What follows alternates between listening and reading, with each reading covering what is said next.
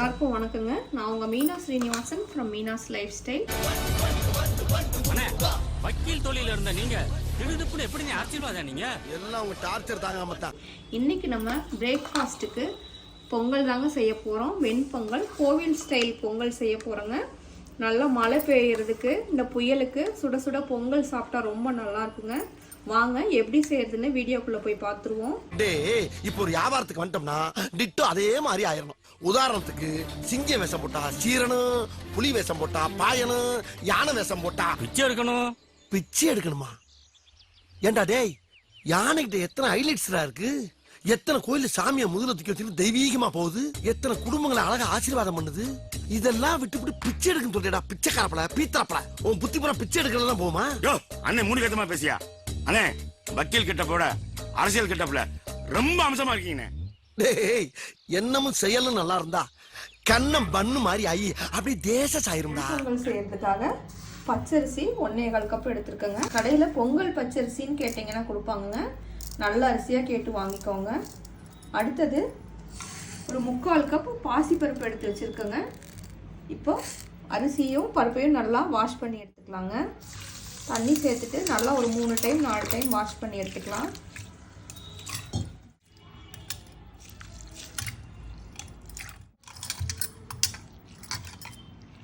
செய்ய போகிற பாத்திரத்தை குக்கரில் கொஞ்சம் தண்ணி வச்சு உள்ளே வச்சாச்சுங்க. இப்போ தேவையான இன்க்ரீடியன்ட்ஸ் சேர்த்துக்கலாம். சால்ட்டு சேர்த்துக்கலாம்.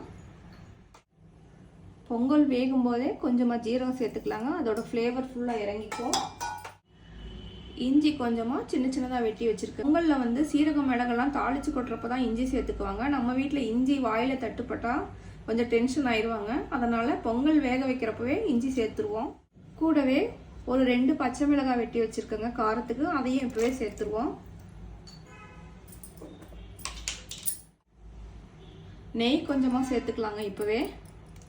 நெய் இப்போவே சேர்க்கறதால இந்த நெய்யோட ஃப்ளேவர் இந்த பொங்கலில் நல்லா இறங்கியிருக்குங்க. அதுக்காக தான் நெய் சேர்த்துக்கிறோம். இப்போ இது எல்லாத்தையும் நல்லா கலந்து விட்டுருவோம். எல்லாத்தையும் சேர்த்துட்டு குக்கர் மூடி போட்டு 5 விசில் விட்டு எடுத்துக்கலாங்க. டேய், நம்ம கட்சியில சிறப்பா வரமாட்டேன்னு வம்பு பண்ண ஒரு 5 பேரை வழக்கட்டாயமா செத்துமே எங்க அவனுங்க? இந்த வந்திருக்காங்க. வாங்க வாங்க வாங்க தலைவரே. கட்டி தூக்கிட்டு வந்தாலும் கட்டு கூப்போட காலில் விழுகிறீங்களே. எந்திரிங்க.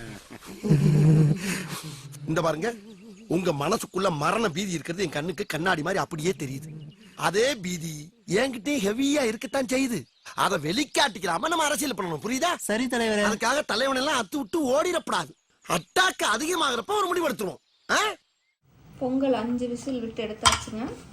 பார்ப்போம். எல்லாம் கொலன்னு எவ்வளோ அழகாக வெந்து சூப்பராக ரெடியாக இருக்குது. இப்போ இதுக்கு ஒரு தாளிப்பு கொடுத்துருவோம்.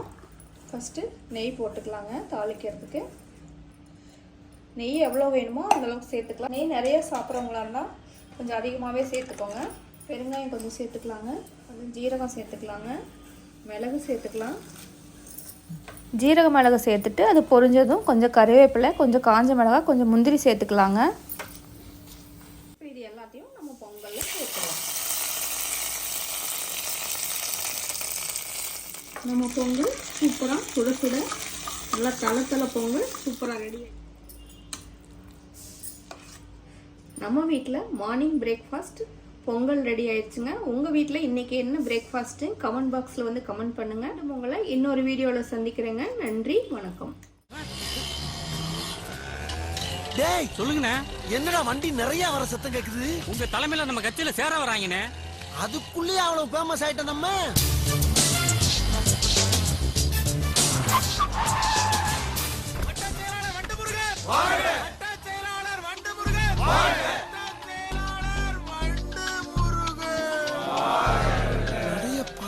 கட்சியில சேர வர்ற மாதிரி தெரியலையே.